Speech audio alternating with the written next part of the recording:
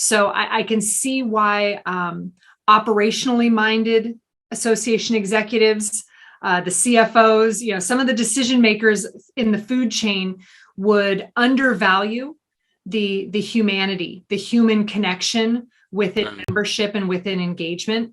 You have to push for it. You have to push for it because it's really the connective tissue that leads to transactions, that leads to registration and renewal and buying that book or signing up for that credential program. It's the in-between that gets you to those yeses, and you can't invest in it enough. So it's a hard investment to measure, and it's a hard return to evaluate. Hi, everyone.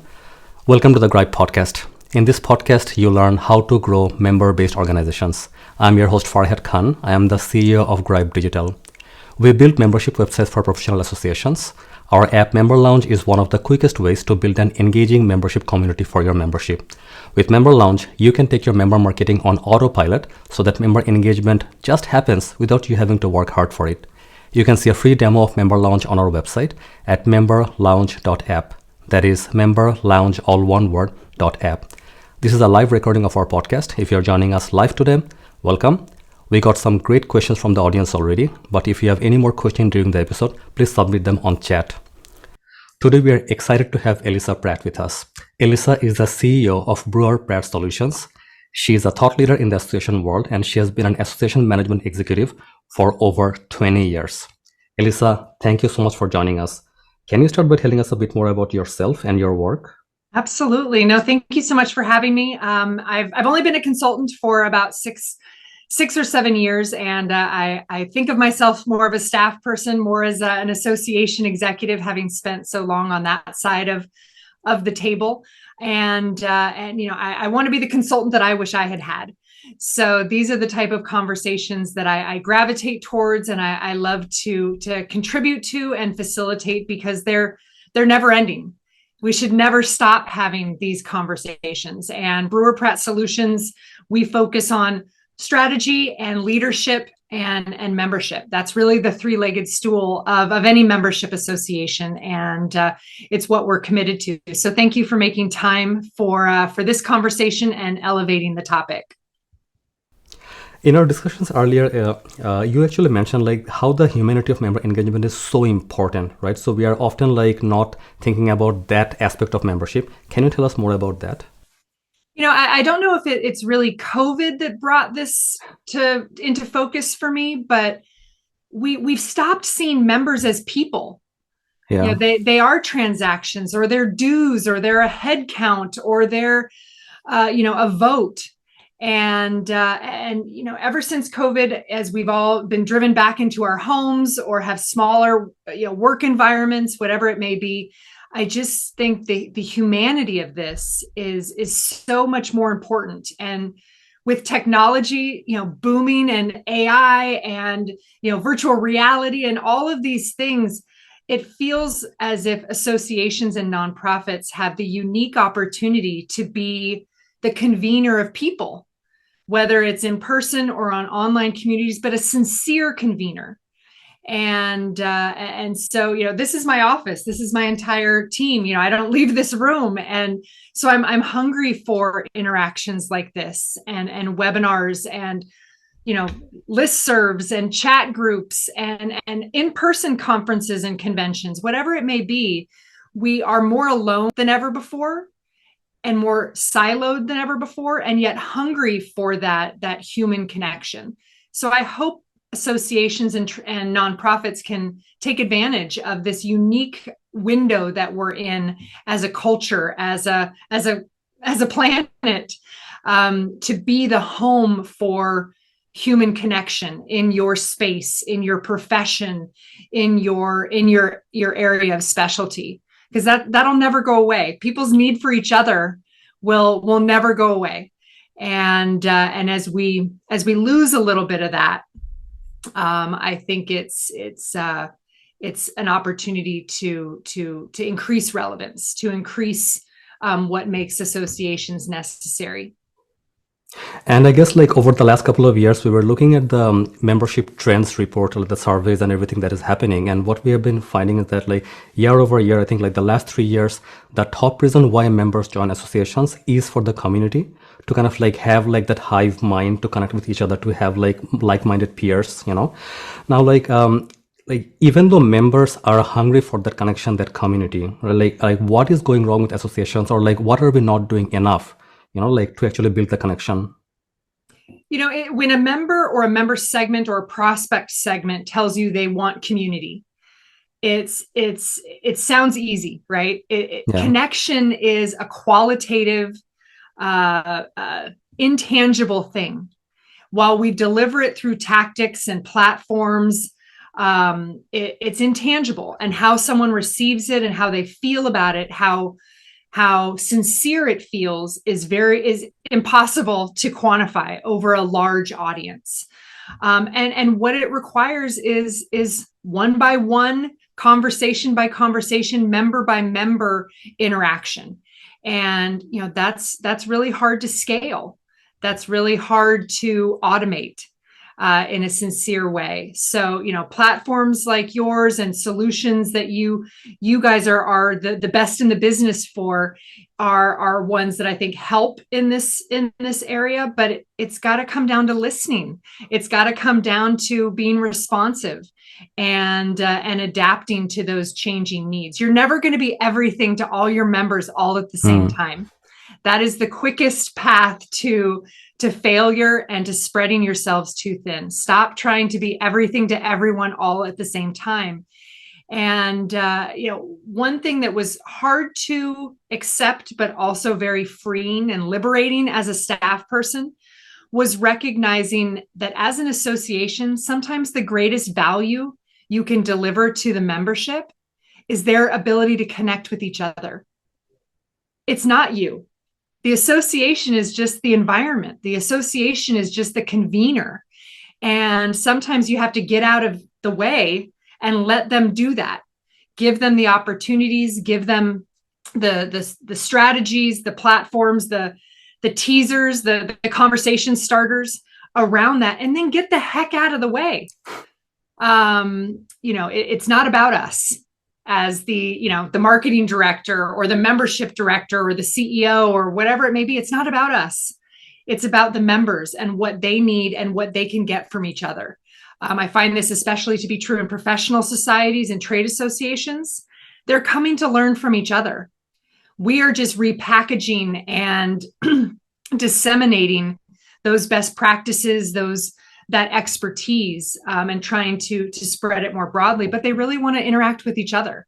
So that hunger for humanity and engagement between the membership is something we have to protect the sanctity of and the purity of by not getting in the way of it, not trying to turn it into a product. Just let them engage with each other. Let the natural ecosystem of your members' knowledge and curiosity and expertise, let it generate, let it grow, let it spawn. So we've been talking to a lot of associations about building an online community for them, like people who don't have a community right now. And like we keep echoing this, that members want that connection. And then like the surveys and research, everything that we have done leads us to that one answer, that the top reason why members join association is for the community.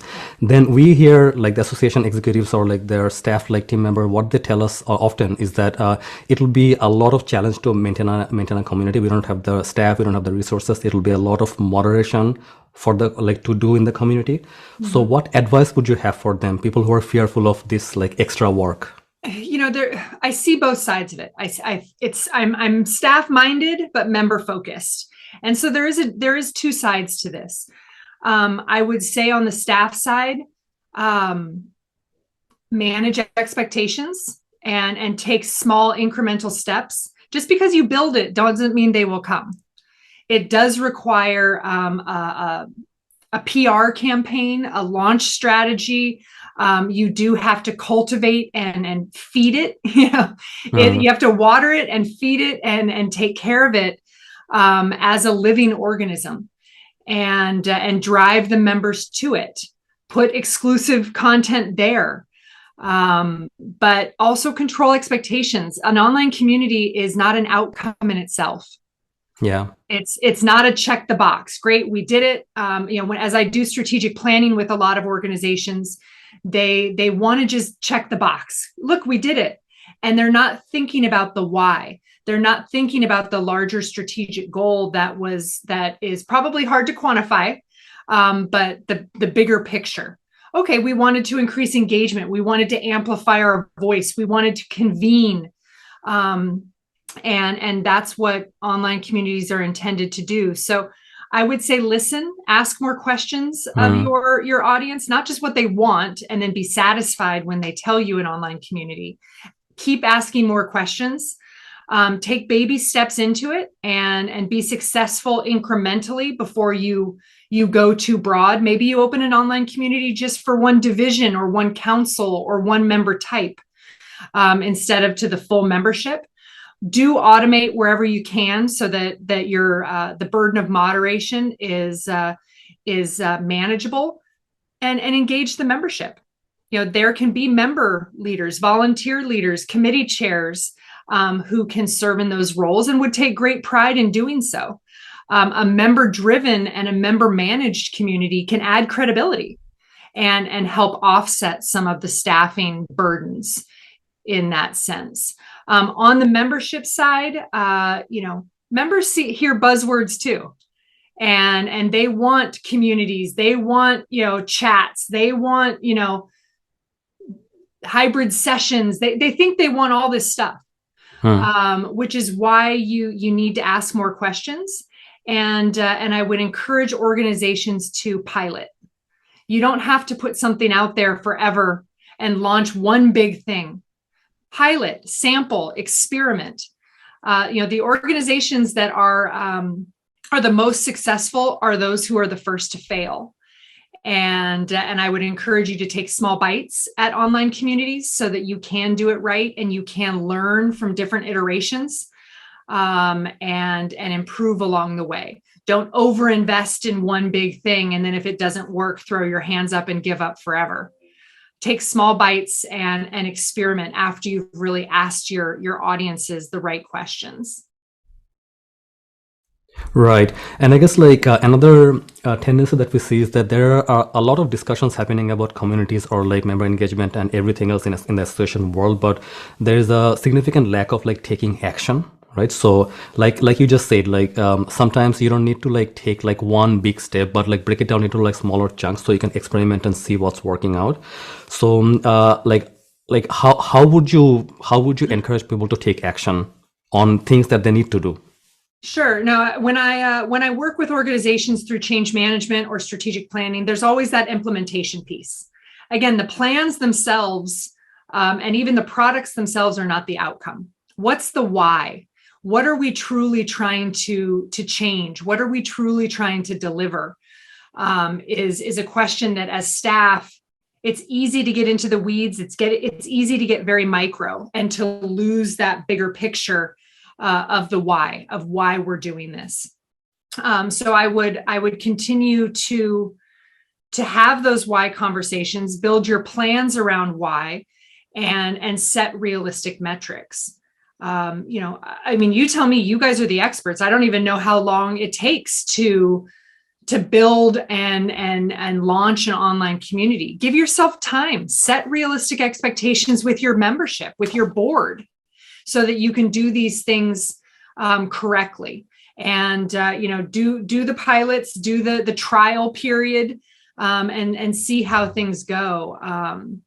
Because the actions, you're going to mess up. There's going to be mistakes. And I think that COVID era gave us something to blame. It gave us a chance to make mistakes because we were thrust into a world of innovation that we weren't ready for. Our hands were forced into making changes and adopting things that we had to fast track or we had to take on that we weren't really ready for to survive during COVID, to be agile, to evolve in that crazy environment. And we seem to get okay with, we messed up. It was COVID's fault. That didn't work. It was COVID's fault.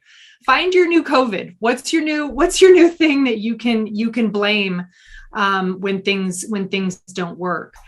Because you're gonna, not everything's gonna work. Even those things that you partner with high quality third party, vendors and service providers, it's not always going to be perfect. So control expectations, tie your efforts back to your why, back to your strategic plan, back to your mission, so that you don't get lost in the minutia, in the detail of it all. Stay at that why level when you're sharing with your members the opportunities, the outcomes, and what you're going to change along the way, what you've learned, and how things are going to improve over time. Yeah, I like the point of like connecting everything back to the why. Why are you doing something, right? There has to be a reason behind it, right? So what we tell our clients is that like if you're taking on any project or any initiative, like there has to be a big return on investment. Unless you can clearly define the return, like what is the return? What will you do with the data? Don't even take it on. We have to clearly define the outcome and define like the why, and then start the project. And oftentimes what we tell people is that like if you're like investing in a technology or anything, say $10,000, right? You have to, like as a bare minimum, like break even, like get that $10,000 return in the investment and beyond. And like we as a technology company, if we can get you that, we don't work with you in general, right? So, and we try to define that return. So I love the fact that you're saying that as well. Well, that's why I think some people lean away from the human engagement, because it's not easy to quantify. It's not likes and shares and comments. And, in the end, what it all boils down to is retention and recruitment. That's a number. Those are measures that will never change. But sentiment and loyalty and interest, those are hard things to measure. And they're not always, they're very rarely measured in dollars. So I can see why operationally minded association executives, the CFOs, some of the decision makers in the food chain would undervalue the humanity, the human connection within membership and within engagement. You have to push for it. You have to push for it because it's really the connective tissue that leads to transactions, that leads to registration and renewal and buying that book or signing up for that credential program. It's the in-between that gets you to those yeses, and you can't invest in it enough. So it's a hard investment to measure, and it's a hard return to evaluate. So find other metrics that show that water rising, that engagement. People have different engagement scores. Different systems provide engagement scoring. In the end, it all boils down to recruitment and retention. So don't chase too many numbers. That's your true weather vane as to whether what you're doing is working. But you also have to track the right audiences. You could have 100% retention in an aging membership population, and just naturally that's going to lead to decline. Just, without your effort, even if they're all happy and they all want to renew, for the rest of their careers or the rest of their lives, that naturally will decline. So finding new ways to engage and communicate with your future membership is another element of the humanity piece, the sincere engagement that is necessary. And people are all caught up in these generational terms and stereotypes. Yeah. I think that's the quickest way to turn off your future membership, is to presume you know them because when they were born. I'm not a fan of the generational stereotypes or the presumption of values or communication styles that are presumed because of that. I know when, we won't say when I was born, but I know I fall in between two generations. And so I'm kind of lost. I'm kind of not really seen in a lot of those, through a lot of those filters and a lot of those systems of thinking. And I just hate seeing associations put members in a box or prospective members in a box. For me, what it really comes down to is your membership life cycle. Where are you in your life, your career, and how does that translate into your of the association? You may not be 22 and just coming out of school. You may be, second career and coming to this association in your 40s or 50s because you've changed careers and now you need this professional society.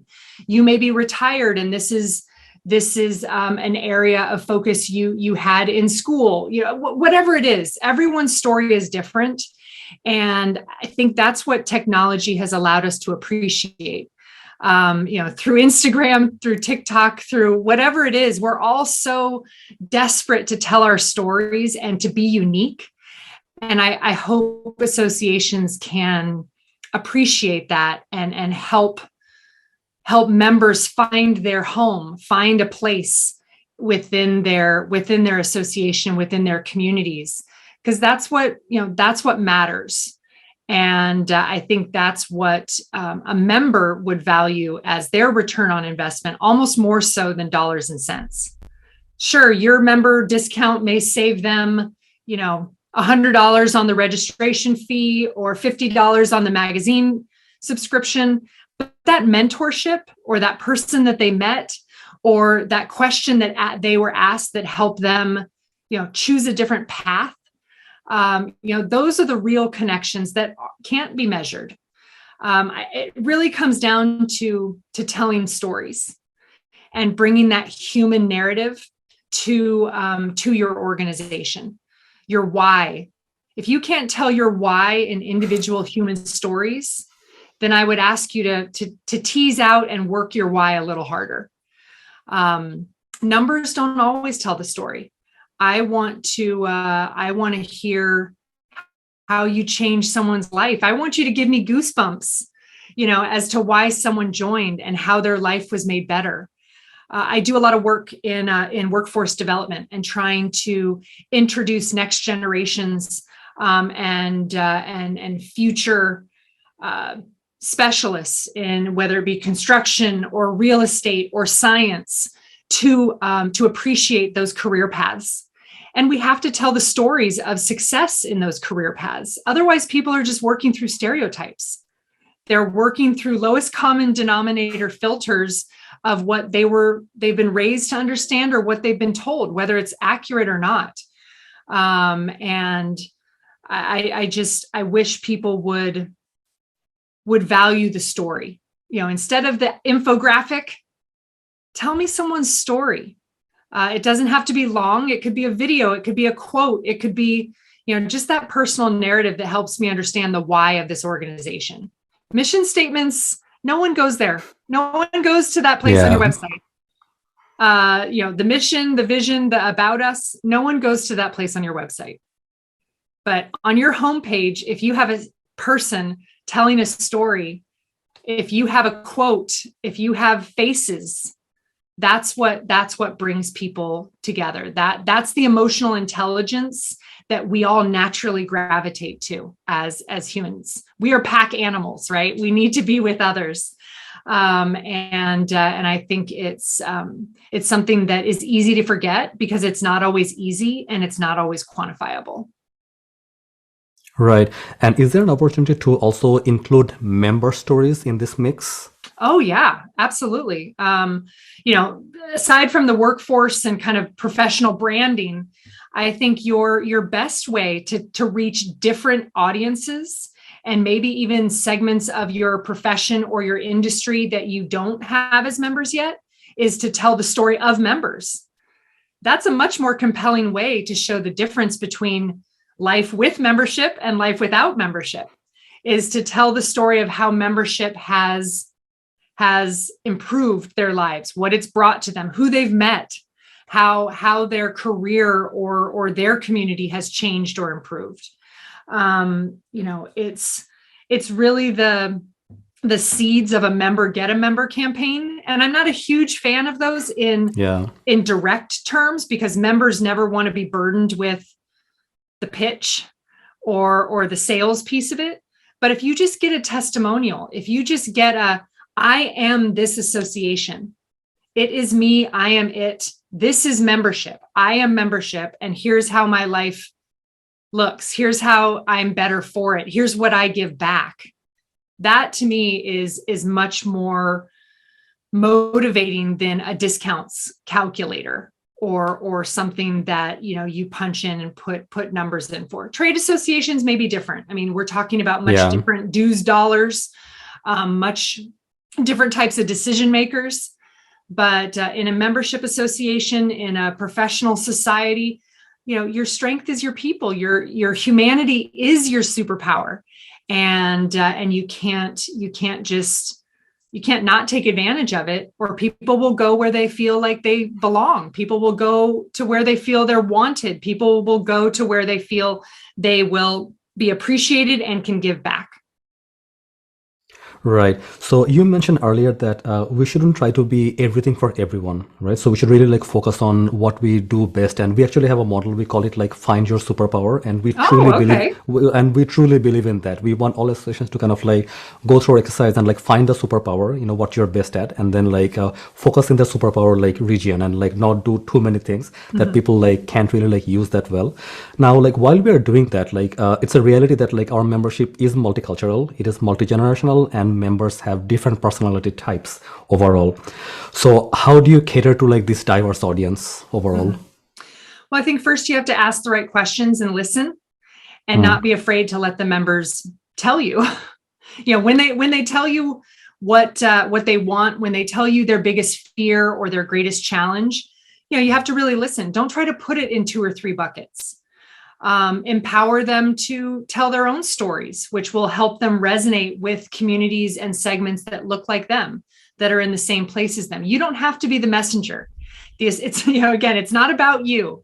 It's not about the association. It's not about the executive director. It's not about the board chair. Step away and let the members be the messengers. And tell those stories. That will be more sincere. That will be more compelling to those audiences, members or prospects who look like them and are in those similar places. But you also need to adapt your messaging. I'm sure some of your messaging, if not your mission and vision, are 5, 10, 20 years old. And I would encourage you to evaluate your language that you're using. Not just for inclusivity, but for modernization.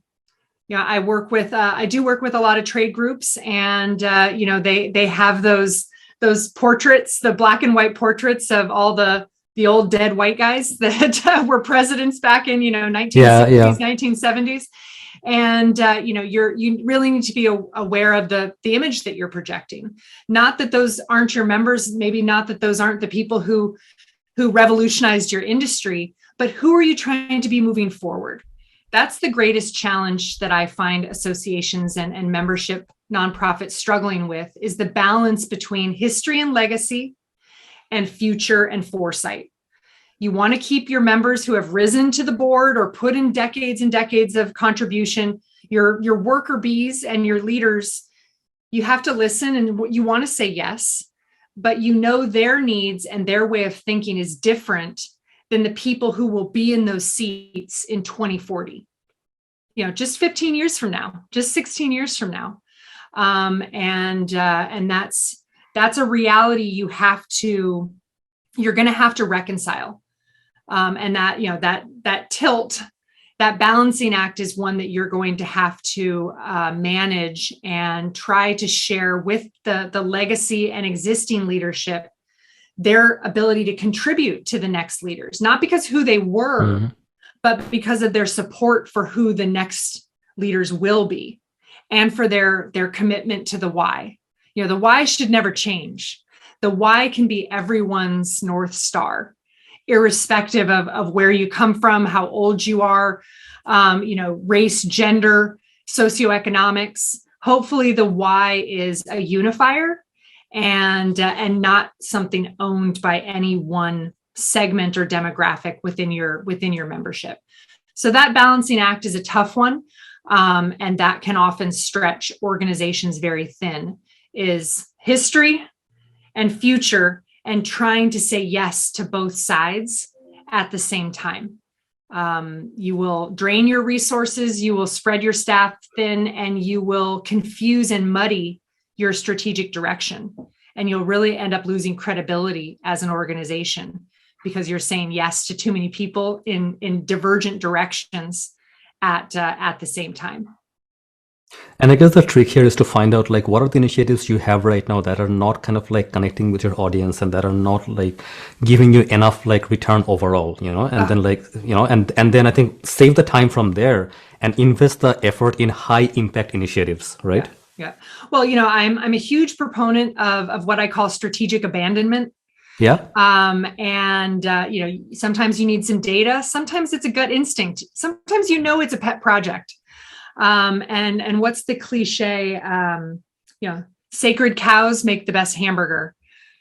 You can't let these things that have been around forever, that an ex-president from 20 years ago asked for and just never went away, whether it's an awards program or a newsletter or a committee. These things have to be measured against, to your point, a return on investment and to an understanding of what they're taking to maintain. I love strategic abandonment. I want, for everything we have an idea to do, we have to get rid of something. This is a zero-sum game. We can't do everything all at once at 100%. And you set yourselves up to fail. I think during COVID, a lot of organizations were afraid of what they were having to say no to in-person events and other things because of the pandemic. And so they started adding all these things. We're going to add this virtual thing. We're going to add this webinar. We're going to add this. We're going to add that. And online communities became one of those things often added over the last few years. And now that we've returned, hopefully in most cases, to in-person, we find associations with an overgrown garden. You had everything you had before. You had everything you added and planted in the last few years, and now you are overgrown and it's unmanageable.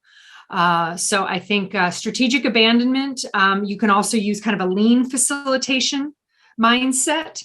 I've done that for a couple organizations where you determine member value, you assess resource allocations, and you see what's not adding to that member value, and you're willing to say no. You're willing to say enough. You sunset, you abandon, you discontinue, you close, whatever the word you need to use. It's best and most helpful if you have a strategic plan to blame on that in case anyone gets mad. Yeah. Or you have a consultant come in who says, hey, this is not serving you, this is costing you, or this is not going to help you achieve your mission or your vision. Sometimes you need a bad guy to deliver the news. Or to encourage the discontinuation of that pet project or that long-standing resource-heavy project. But you're absolutely right. I think it's as important to say no to things as it is to say yes. And what people use to determine the yeses is often the wrong thing. It's the money, it's the attendance, it's the board satisfaction, instead of that human connection, instead of that membership piece, instead of the service to this community that you say you want to build. I can't stress enough the building of community through whatever platform you choose or whatever mechanisms.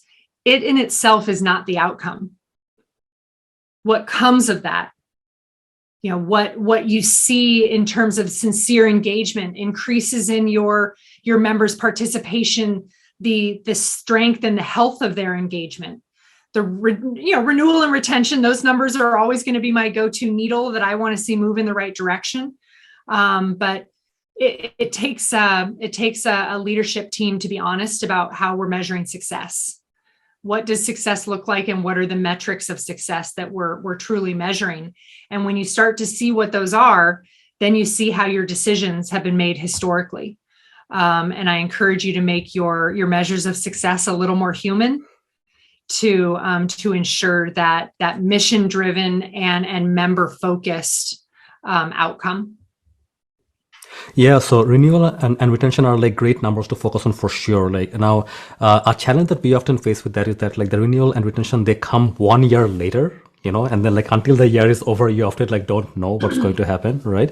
So like, do you have any advice on like how people can kind of like know the member sentiment overall and like how it's going during the year? Sure. I mean, there's drip campaigns, there's Yeah, invitations, there are opportunities leading up to membership. I like to think about it as, I'm a sports person. I like to think in a sports analogy.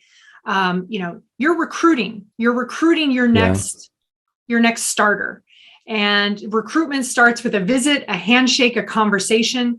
Then you invite them to do some stuff, to get involved, to see how they are, to understand more of what they like and what they need. Then you bring them into the farm team. You bring them into something lower level, lower commitment, more broad-based. Maybe it's writing an article. Maybe it's an advisory committee that's not member only. Maybe it's attending a webinar or a conference at a higher registration level. There have to be more points of entry than just membership, yes or no. yeah. So I would encourage you to take your recruits, find the right entry point for them during their lead up. And then when you're ready to bring them up to the major leagues, i.e. sign them up for membership, they already know the game. They already know the rules. They already know the value. And, one of the other challenges is how often members are forgotten after the join, after they say yes. Yes. I also find a lot of organizations investing heavily in their young professionals or their early career or their students. And then as that audience kind of graduates out or ages out of that intense engagement audience, they're forgotten about until they become, leadership potential.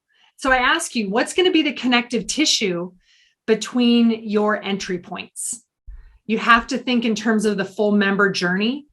And, I encourage groups, if you're not sure what humanity in your engagement looks like, if you're not sure what your membership, your sincere human membership strategies are, I would encourage you to map your member journey.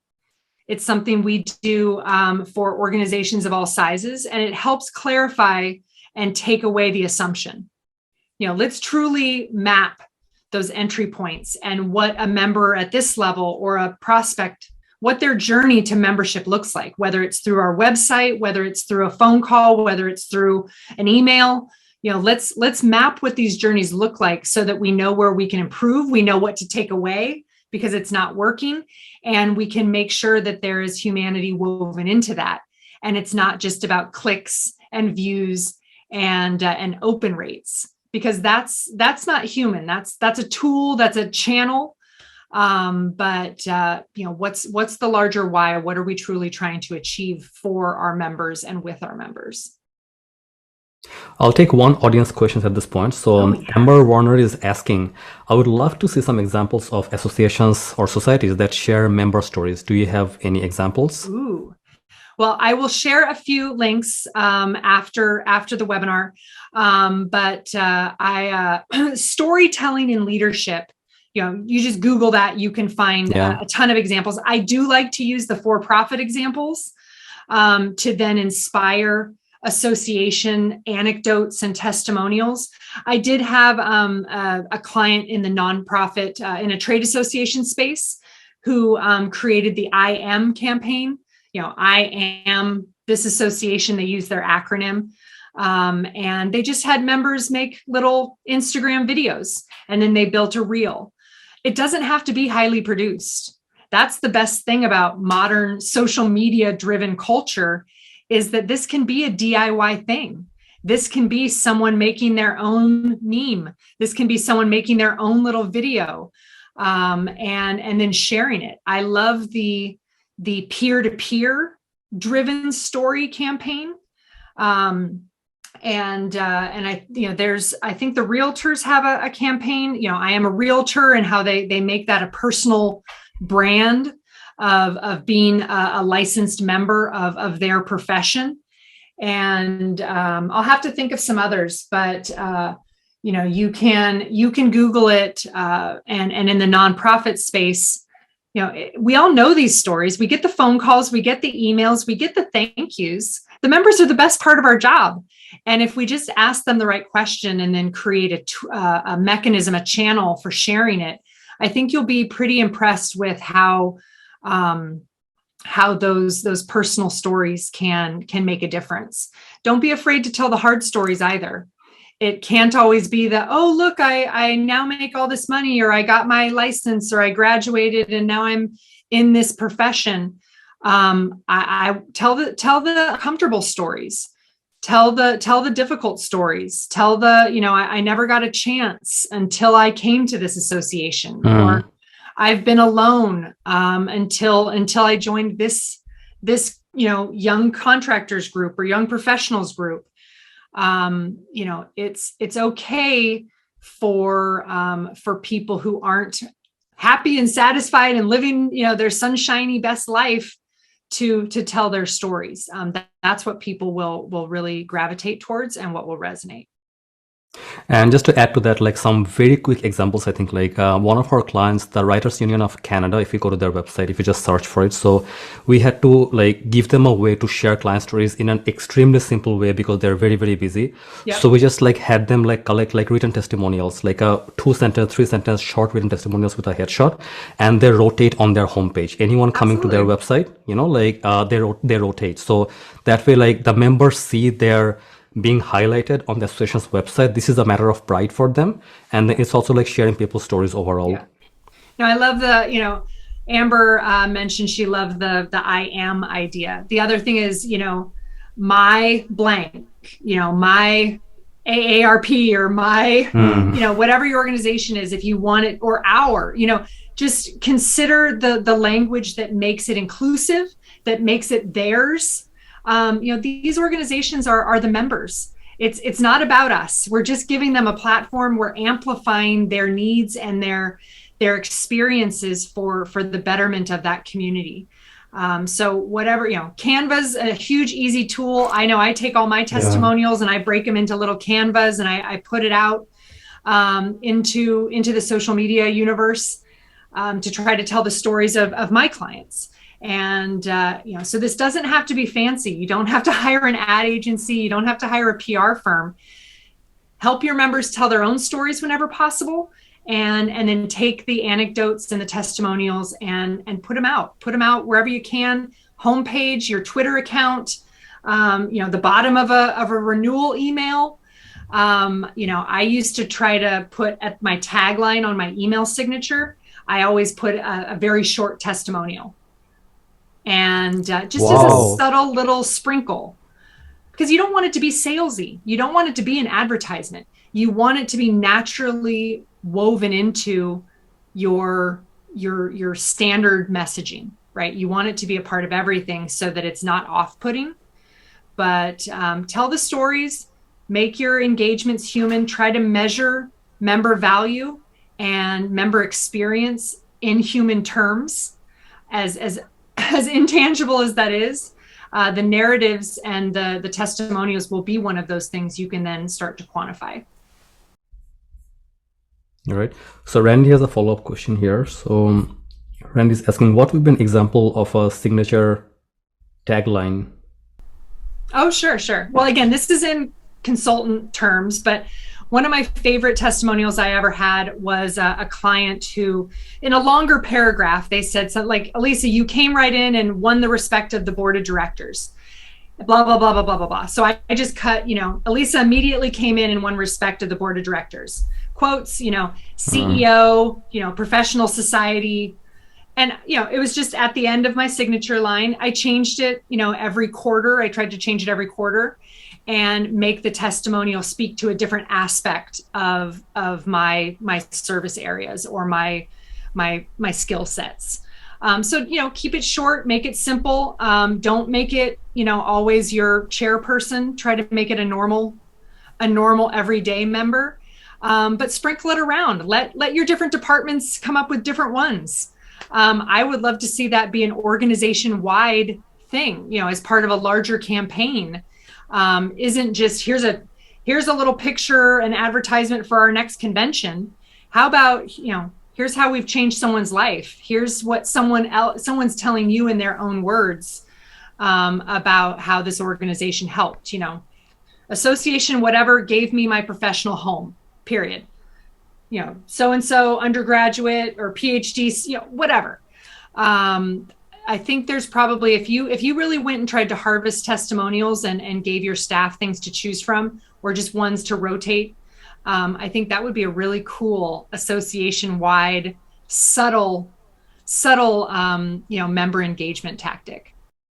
Yeah, I love that. And Look if at us, you we're just like coming up with real things. This is can so you cool. can you imagine? Yeah, exactly. So I love cool. that. I love that. It happens in every single episode. I know Every we're episode. like ideating as we speak. Yeah, yeah, exactly. And I love the idea of like collecting more testimonials. And then if you are having difficulty collecting testimonials from members, that should be a warning sign as well. Meaning like maybe there's something wrong and people are not actually happy. So this is a great campaign, I guess. Yeah. And just to add to that, like we also put our client stories on our pricing page of the app. So when people are like reviewing the pricing page, they're about to sign up, you can do the same for your sign up page, maybe put some stories there. So at the point of like signing up, they know what it will be like to kind of like be a part of the community. Yeah. Well, and, think about this as you're going through, your convention prep or your annual awards dinner preparations. I mean, take your iPhone, take your cell phone, and during that event, go interview people. Wow. Whether you write it down, whether you just capture the audio, or whether they're willing to do like a selfie with you. I can't encourage enough the DIY method of storytelling. It's super acceptable. I mean, I post selfies with my boards, I post selfies with my clients, and it creates credibility, a sincerity. These human-driven and engagement and humanity efforts, they have to be authentic, which means that's good news for us, because that means they don't have to cost a lot. So, walk the trade show floor at your next annual meeting and go interview people, go stand at the registration table at your annual fly-in or your next summit or conference, and interview people. Why are they a member? How has this organization changed their life? Why are they here at this event? This strategy could then also trickle down through all your products and programs. It's not just about membership. It can become the member's voice throughout all the things that you're offering and doing. So you mentioned earlier, like when we are building an online community, it's very important to kind of like get the members involved, like get them to volunteer, get them to take the lead. Now, how would you inspire them to do that when members are always busy? They have so much on their plate. Sure. It comes down to what's the intention of the online community. What are we asking of them? What are we expecting of the online community?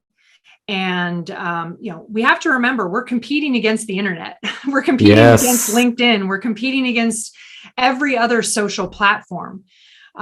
So make sure you give your online community a purpose. There has to be a why for the online community. Otherwise, you're going to lose to all the other online competition. And I don't know that you have to give ownership of it to any committee or task force or whatever. I get a little nervous about the members feeling like they own it. But once you have a purpose, then figuring out a rotation of content, just like any other platform, it needs a content calendar. You need to know what you're talking about or what conversations you're going to seed, every week or every month or whatever it may be. Figure out your cadence and invite people. When you think about member apathy or no one's showing up, did you ask them? Did you ask anybody? And don't ask your same olds. Don't ask the people who are already in leadership. Go to your student chapters, go to your early members, go to the people who've been members for less than 3 years. Everyone likes to be invited. Everyone likes to be asked to do something. Even if you say no, or even if they say no, you get credit for the invitation, and they feel like you care. They feel like you want them involved. So I would ask. I mean, you can randomly pull data. You can target a certain audience depending on the purpose of the online community. But you are going to have to do some work. You're going to have to architect a content calendar. You're going to have to make your themes clear. You're going to have to be consistent in your moderation standards. You never want to let online communities feel like they've been taken over or that they're not a safe space for all members. I've seen online communities backfire, and you really do need to do them correctly. Right.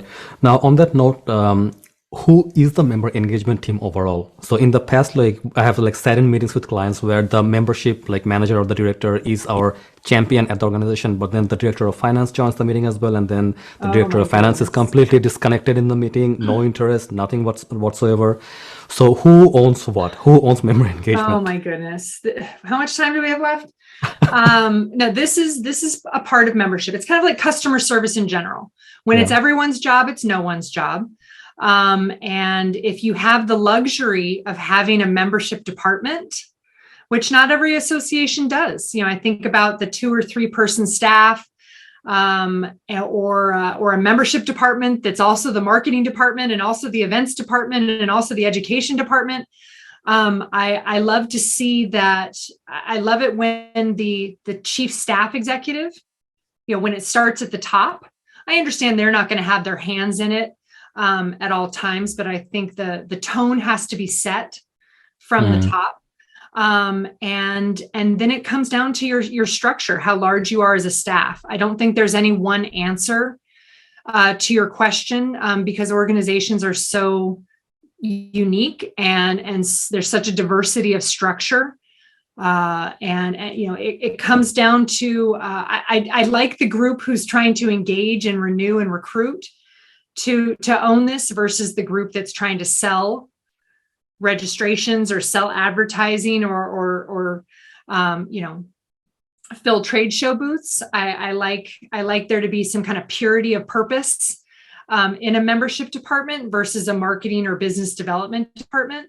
But it just depends. Not all associations have the luxury of that many staff or that type of delegation of responsibility. So the answer here is have that conversation as a staff before you engage a vendor, before you engage a consultant, before you even try to take this on internally. Decide who's going to be the quarterback, who's going to own this. It's not to say that maybe own's not even the right word, maybe because you're going to be engaging multiple teams. Whether it's the information about things, whether it's the IT and the expense of things with the finance department, but who is going to be the leader of this initiative? Because it's going to be a collaborative effort. And if it's not going to work. It's not going to work. This can't be done in a vacuum. This can't be done by one person. It can be led by one person, with the leadership then holding all involved accountable. But I don't know that there's a clear team lead of who that title is at every organization. Right. And I guess it's very important to kind of like listen to your frontline staff as well. The frontline staff are the ones like who are speaking to members, working with members day to day. Oh, and yeah.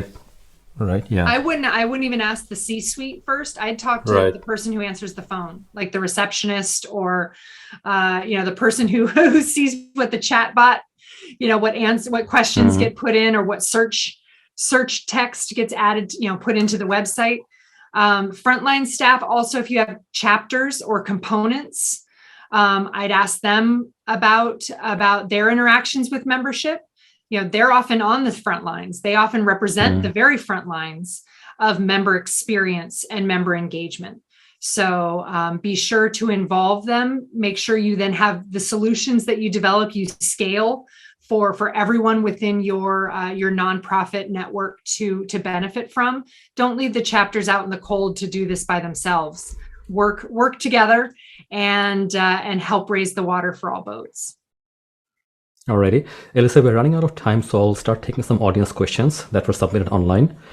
So this question is from Anna Loginova. So Anna is asking, we are a regulated professional industry, and then if we're trying to engage with our audience, is it recommended to kind of like capitalize on the negative opinion of members about the regulators? I think it depends on who has access to that community. If it's a private community, I would let your members say what needs to be said, Because if there aren't problems with the regulators, then they don't need you as an association. Exactly. You need a Yeah. boogeyman. You need a problem to solve. You need an emergency. But at the same time, I wouldn't want that to be a text chain or a website that someone from the outside world could Google or search or stumble upon in a web search. And I guess like we should kind of like take that information and like work with the regulators to kind of like solve the problem, be the middleman. Right. I mean, you as an association need to know what your members' challenges are, what they're afraid of, what's not working, what's hindering their success. And if it's those type of environments that you use to collect, if they're more honest and off the cuff in those environments, they are in, let's say, a static survey, take it how you can get it. But as a moderator of those type of environments, this can't become about people, individuals. This can't get personal. There are liabilities here as it relates to libel and slander that, you as an organization are going to be held accountable for. But I think too about your reputation with those regulators. I wouldn't want, a staff member at a Senate committee, Googling my association and that coming up as one of the top search returns. So, be smart and give them a safe opportunity. They're going to be much more honest and the community will be more valuable if they know it's a safe place too. All right. Next question is from Caroline Liffer. Sorry, I'm butchering your last name, I think. Caroline is asking, which membership engagement metrics should I be most focused on? It depends on how you interact with your members. It depends on how you measure success. You may be an organization that does nothing but have a journal. And so, journal downloads or subscriptions or articles submitted, that may be how you truly measure success. Again, membership and recruitment, retention and recruitment are always primary for me, but the other metrics have to come from your why and your what. If your why is bringing people together for the largest trade show in your industry, then okay, great. Let's use the registration. Let's use the attendance. So there's not a clear answer for everyone. I would say keep it simple. Don't try. I build dashboards for different organizations that don't have big fancy AMSs or CRMs. It doesn't have to be fancy. Tie your KPIs to your strategic plan. Keep them in the context of your why and your what. Use the data available to you. Don't make data aggregation and engagement tracking a chore on its own. Use it as a tool to make informed decisions. Don't track too many things. You'll just drive yourselves crazy trying to find the information, especially if your platforms don't intersect on the back end. Just keep it simple, tie it to your why and your strategic plan. And if no one's using the data that you're giving them, stop tracking it. Love that. The last question I'll take is from Cynthia Vagina. So Cynthia is asking, how do we stay relevant to these next generations who do not actually have the same joining behaviors, or they don't even perceive the same things as being valuable? Cynthia, I've heard the same thing. This generation doesn't believe in joining. They're not joiners. And I defer to my hesitation, earlier rejection of those generational stereotypes. How many people have signed up for TikTok? How many people are Netflix subscribers? I think it's a cop-out to say that the future don't believe in membership. I think we've seen through the subscription, the shift to subscriptions and people's willingness to be a part of online communities, whether social or otherwise, tells us that where there's humanity, where there's value, and where they feel welcome, they will go. So to me, it always comes down to value. And if you're pointing fingers at the people who won't join and trying to figure out what's wrong with them, you're really missing the point. The mirror should be turned back on you and your organization as to what you're giving, what you're providing, your value proposition, and your why. Wonderful. So we're really running out of time at this point. So, Elisa, what would be your key takeaway for the audience today? Ooh, gosh, that's hard. We've been going strong here. In a world where technology is becoming an increasing, it's suffocating us, right? I mean, the rate at which technology is increasing and innovating is never been faster. I would encourage you to embrace the human, embrace what AI can't be, and recognize that your members come to you to be with each other. The greatest value you can give them is allowing them to interact with and learn from each other. Whether you're a professional society, whether you're a student organization, whether you're a trade association, it's not about us. It's not about us, the staff. It's not about the board. It's about the members and their evolving needs. And just one last takeaway, since we chatted about it so much, don't forget to tell the stories of impact, the stories of emotion, the stories of life change that has come from your members and their experiences with your organization. Let your members tell their stories. That's what will motivate and I think increase not only the humanity, but your recruitment and retention. Wonderful. Elisa, how can people get in touch with you if they have more questions? Oh, sure. I know I've tried not to turn this into a sales pitch. I'm not good at that kind of stuff. But you can find me on LinkedIn, Elisa Pratt. You can also visit brewerprattsolutions.com. And I would love to help any of you find unique solutions to your challenges and to elevate the experience of both your members currently and your future members.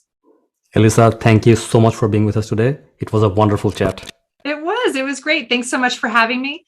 Happy spring, everyone. And good luck to Alabama in the tournament. Randy, I saw your chat.